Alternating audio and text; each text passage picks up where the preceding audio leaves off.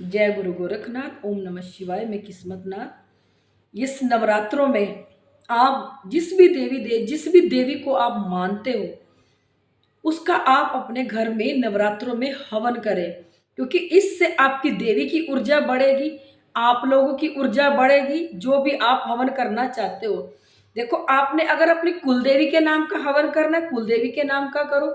माता काली के नाम का करना है, माता काली के नाम का करो। दुर्गा माता के नाम का करना है, दुर्गा माता के नाम का आप लोग हवन कर सकते हैं। सबसे पहले आप लोगों ने क्या करना है, माता के मंदिर में जाना है, माता से आज्ञा लेनी है कि हे माता, जो भी माता का आप करना चाहते हो, कि हे माता, मैं आपके नाम का हवन करने जा रहा हूँ, मेरे घर आओ, आसन ग्रहण करो और मेरे हवन को स्वीकार करो, स्वीकार करो, स्वीकार करो। ऐसे माता को आपने न्योता देना है अपने मंदिर में जाके, जिस भी देवी का आप हवन करना चाहते हो नवरात्रों में, क्योंकि नवरात्रों में हवन का बहुत बड़ा महत्व बताया गया है। जिस घर में भी नवरात्रों में हवन हो जाए, आप खुद से कर सकते हो हवन। तभी मैं आप लोगों को ये बता रही हूँ, आप अपनी भी ऊर्जा बढ़ाएं और अपनी देवी की भी ऊर्जा बढ़ाएं, जिस भी देवी को आप लोग मानते हो।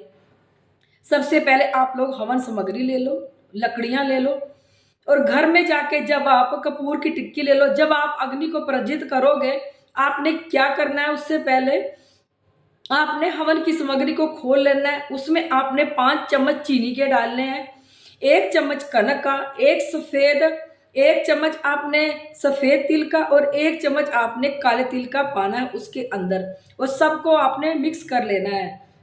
उसके बाद आप लोग जब अग्नि को प्रज्वलित करोगे, उसके बाद जब आग जल जाएगी लकड़ियों में, तो सबसे पहला पतासा आपने अपने पहला पतासा पितरों के नाम का डालना है, दूसरा पतासा आपने कुल देवी और कुल देवता के नाम का डालना है, तीसरा पतासा आपने गणपति जी के नाम का डालना है।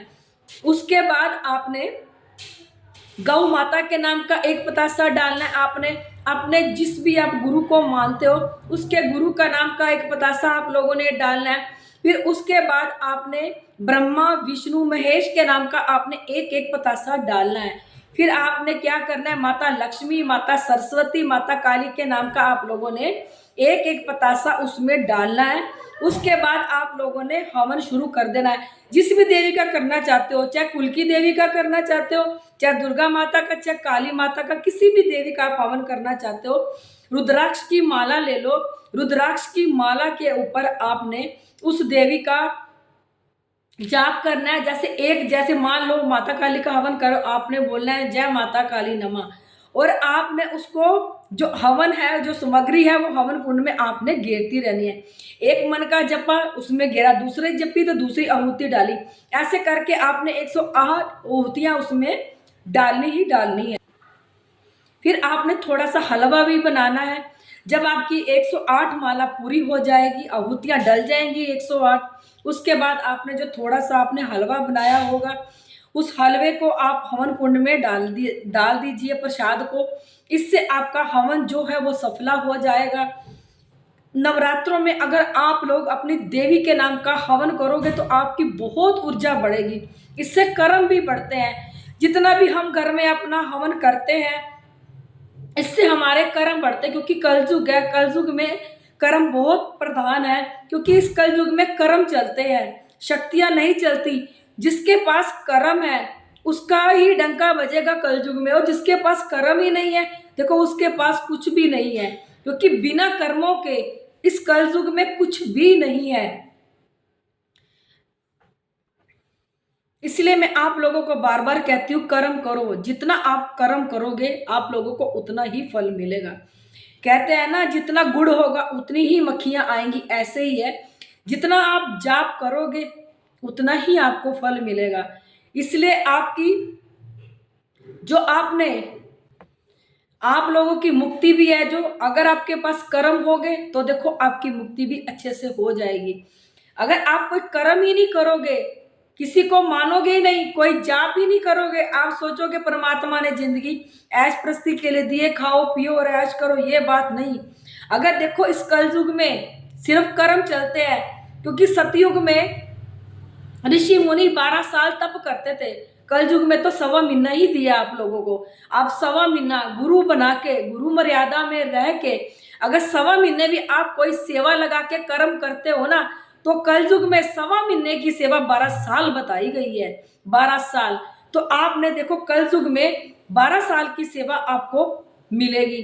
कहते हैं सतयुग में परमात्मा को पाना बहुत मुश्किल था, लेकिन कलयुग में अगर आपके सिर के ऊपर गुरु का हाथ है और आपके ऊपर कोई नेगेटिविटीज नहीं है और आपके घर में नहीं है और आप अच्छे से कर्म कर रहे हो, तो कलयुग में कहते हैं परमात्मा को पाना बहुत ही मुश्किल है। क्योंकि आप अपना कर्म करो, क्योंकि कर्म चलते हैं कलयुग में, यहाँ सिर्फ कर्म चलेगा। अगर जितना आप कर्म करोगे उतना ही आपका अच्छा होगा। क्योंकि लोग को कुछ लोग कहते हैं कि देखो वो कर्म भी नहीं करता, वो पाठ पूजा भी नहीं करता, उसके पास देखो इतना पैसा कहाँ से आ रहा है, उसकी सारी जिंदगी इतनी ऐश में कैसे जी ली। उसके जो पिछले कर्म है, मान लो उसके पिछले जन्म में उसने बहुत कर्म किए हैं, इस जन्म में उसने बिल्कुल भी कर्म नहीं किया, तो परमात्मा उसको पहले पिछले जन्म के कर्म देगा। जा कर्म खा अपने, क्योंकि आगे तो उसके पास कोई कर्म है ही नहीं बढ़ने के लिए। वो पिछले जन्म के कर्म खाता रहेगा खाता रहेगा, जब उसके कर्म खत्म हो जाएंगे फिर वो वहीं पे आके खड़ा हो जाएगा अपनी गरीबी में। क्योंकि जो आपके कर्म थे आपने खा लिए और आगे आपके पास कर्म नहीं है। अगर इस धरती पे आप जी भी रहे हो तो बिना कर्मों के इस धरती पे कोई जी भी नहीं सकता, क्योंकि कर्म है हमारे। अगर कोई कर्म नहीं कर रहा, वो जिंदगी अच्छे से जी रहा है, तो सोचो उसका पिछले जन्म का कर्म है जो उसके आगे आ रहा है। जैसे हम बैंक में पैसे जमा करवाते हैं, हमारे पास पैसे बहुत सारे इकट्ठे हैं, हम उसके बाद पैसे जमा नहीं करा रहे और वही पैसे निकाल निकाल के हम खाई जाएंगे, तो एक ना एक दिन हमारा बैंक खाली होगा कि नहीं होगा। ऐसे ही हमारे कर्म है। अगर हम पिछले जन्म के कर्म खा रहे हैं, अगर इस जन्म में भी कर्म कर रहे हैं, अगर हम उस कर्मों को खाते जाएंगे और आगे कुछ करेंगे ही नहीं, तो ये बताओ तो हमारे पास शेष बचेगा भी क्या? कुछ भी नहीं बचेगा। ना आपकी मुक्ति का कोई मार्ग होगा, उसके बाद आप भूत प्रेत बन के घूमोगे, फिर कहोगे हमारी मुक्ति नहीं हो रही, फिर आप सोचोगे कि मैं कर्म करूं। जब आपके पास शरीर ही नहीं होगा तो आप लोग कर्म कैसे करोगे? क्योंकि हम अपने शरीर में रह के ही कर्म कर सकते हैं, आत्मा कर्म नहीं कर सकती। जीते जी तो देखो आप लोगों को दंड मिलेगा ही मिलेगा अगर आप अच्छा कर्म नहीं करोगे। मरने के बाद वही दंड आपकी आत्मा को मिलता है। मैं अपनी हर वीडियो में कहती हूँ, इसमें भी कह रही हूँ, यहाँ गुरु गोरखनाथ और भोलेनाथ साक्षात प्रकट हुए थे। यहाँ पे हर सूक्ष्म से सूक्ष्म चीज को देखा जाता है, जो हमारी बॉडी में, हमारी नसों में, हमारे खून में इतनी रम जाती है, इतनी रम जाती है कि हमें इतना सा भी एहसास नहीं होने देती कि हमारी बॉडी में कोई सूक्ष्म चीज भी है। क्योंकि किसी को दर्दें होती हैं, किसी का सिर दुखता है, क्योंकि हर किसी को अलग अलग लक्षण होते हैं अंदर सूक्ष्म से सूक्ष्म चीज जब आ जाती है। क्योंकि जब भी बॉडी में चीज प्रवेश करती है वो फिट होने में टाइम लेती है। जब तक वो हमारे शरीर में फिट नहीं होती, हमारी बॉडी में दर्द रहता है, हमारे कंधों में दर्द रहता है, हमारी रीढ़ की हड्डी में दर्द रहता है, हमारी टांगों में दर्द रहता है। जब वो आपकी बॉडी में एकदम से फिट हो जाएगी तो देखो उसके बाद आपको ना कोई दर्द ना कोई पीड़ा, वो बिल्कुल फिट होके बैठ जाएगी। फिर आप उसको इतनी पावरफुल बना देते हो, वो निकल भी नहीं पाती। क्योंकि कलयुग है, इस कलयुग में चीजें निकालना बहुत ही ज्यादा मुश्किल है। आगे आगे तो वो भी निकलेगी, अब तो फिर भी चीजें उतर रही हैं, आगे आगे वो भी नहीं उतरेगी।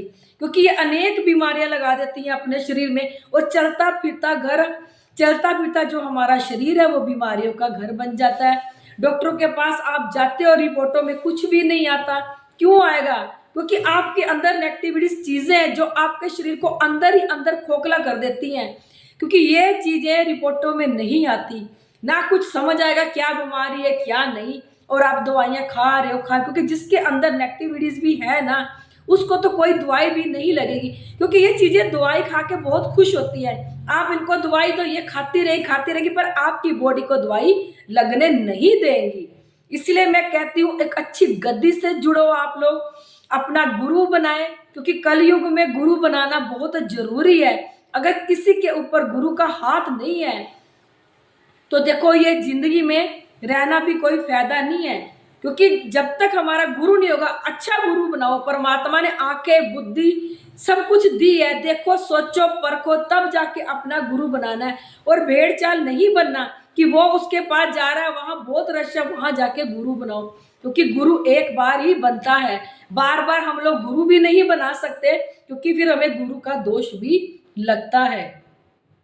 नीचे मेरा नंबर दिया, कॉल करना। अगर आप लोगों को मेरी वीडियो अच्छी लगती है, इसे लाइक, सब्सक्राइब और शेयर जरूर कर दिया करो।